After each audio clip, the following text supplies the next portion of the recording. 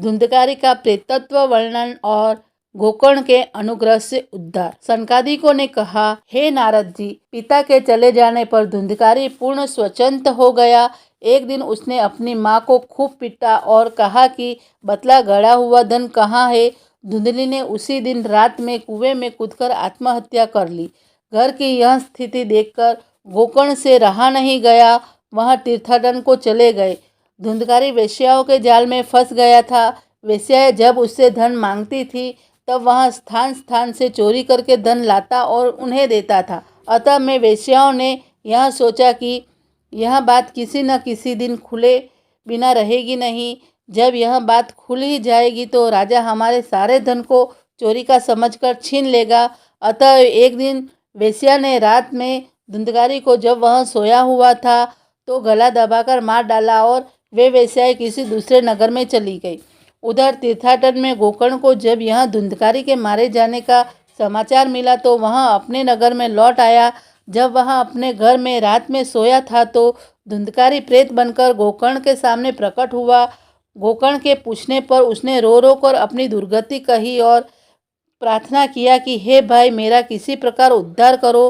गोकर्ण ने कहा, तुम्हारी मृत्यु का समाचार पाकर मैंने गया में तुम्हारे पिंडदान दे दिया था। यदि इससे तुम्हारा उद्धार नहीं हुआ तो कहो और क्या उपाय करे। अच्छा, इस समय तुम अपने स्थान पर जाओ।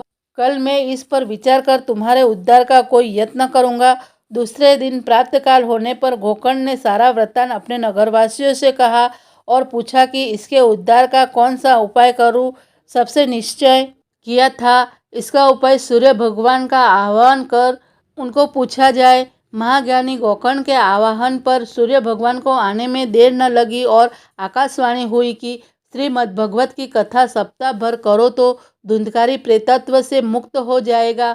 गोकर्ण ने दूसरे दिन से ही श्रीमद्भगवत की कथा आरंभ कर दिया, जिसे सुनने के लिए सभी लोग आए और धुंधकारी भी वहां आया, किंतु वह प्रेत रूपी वायु था, इसलिए वह कहाँ बैठता।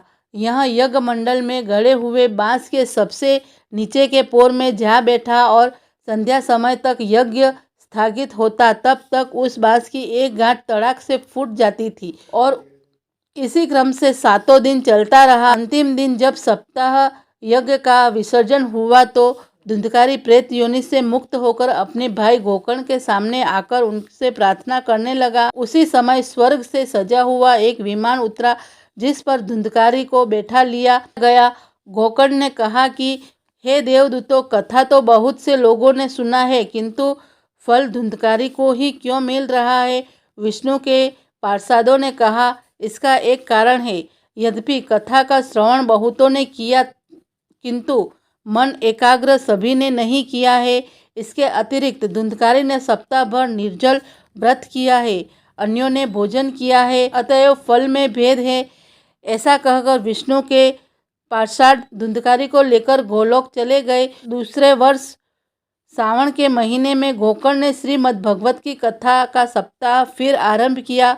इस बार नगर के सारे निवासियों ने एकाग्र चित्त और निर्जल व्रत रहकर कथा का मन से श्रवण किया। फलत कथा सप्ताह समाप्त होने पर विष्णु भगवान स्वयं विमान लेकर आए और गोकर्ण के साथ सारे नगरवासियों को, यहाँ तक कि चांडाल और कुत्ते को भी विमान में बैठा अपने लोक चले गए। हे नारद जी, इस कथा से श्रीमद्भगवत का महात्म्य अच्छी तरह समझ लो। सांडिल्य मुनि आज भी चित्रकूट में इस कथा का पाठ नित्य करते हैं। जो भी इसका नित्य पाठ करेगा वह आवागमन से मुक्त हो जाएगा।